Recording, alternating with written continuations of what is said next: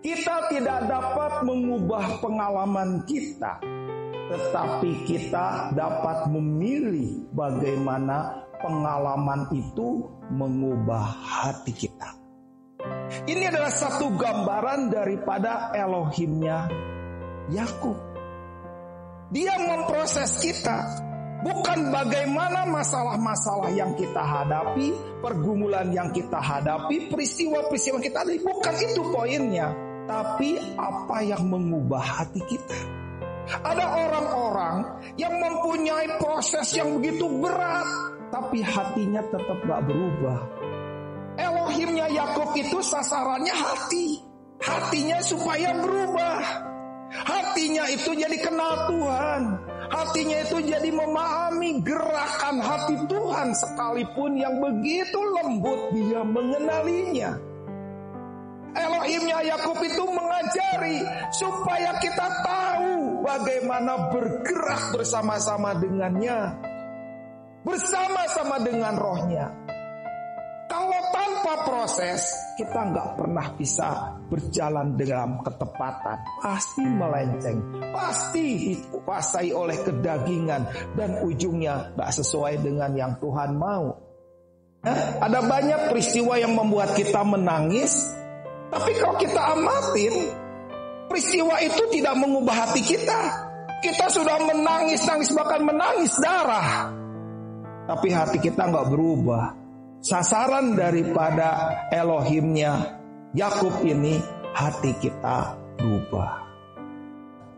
Pengkhotbah 3 ayat 11, ia membuat segala sesuatu indah pada waktunya, bahkan ia memberikan kekekalan dalam hati mereka.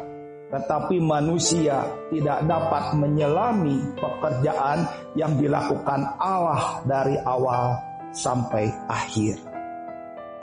Dari terjemahan ILT, ayat ini mengatakan gini: dia telah menjadikan segala sesuatu indah pada waktunya.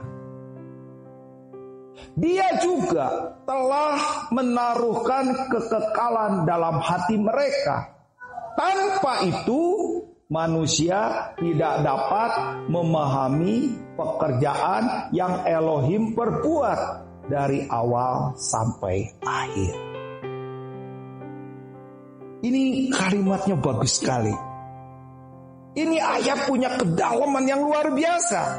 Coba temukan ada 2 kata telah. Tuhan telah menjadikan segala sesuatu indah pada waktunya. Kata telah itu berbicara sudah dilakukan, sudah terjadi. Tuhan telah menjadikan segala sesuatu indah pada waktunya. Tuhan juga telah menaruhkan kekekalan dalam hati mereka. Jadi ada kata 2 telah. Itu yang Tuhan kerjakan dalam hidup setiap umatnya. Tanpa itu, tanpa kedua itu, tanpa Tuhan yang menjadikan segala sesuatu indah pada waktunya, dan tanpa menaruhkan kekekalan dalam hati mereka, kita tidak dapat memahami pekerjaannya yang diperbuat dari awal sampai akhir.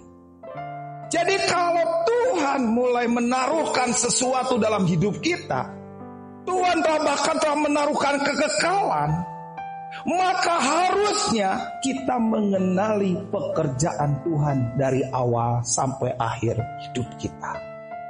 Khotbah 3 ayat 11 ini kita bagi menjadi 3 bagian. Bagian pertama, dia telah menjadikan segala sesuatu indah pada waktunya. Dari pengkhotbah, kalau hati kita seperti ladang, maka hal pertama ketika tanah itu diubah menjadi ladang, maka pertama yang dilakukan oleh seorang petani adalah menggarapnya. Pertama tanah itu disiapkan, tanah itu dicangkul, tanah itu dibuang segala kekerasannya. Apakah di dalamnya ada bonggol? Apakah di dalamnya ada batu-batu besar? Makanya petani sebelum membuat tanah itu menjadi ditanami, hal pertama haruslah diubah, digarap. Tuhan juga sama. Sebelum Tuhan menanamkan benih-benih ilahi, hal pertama yang dilakukan adalah menggarap hati kita.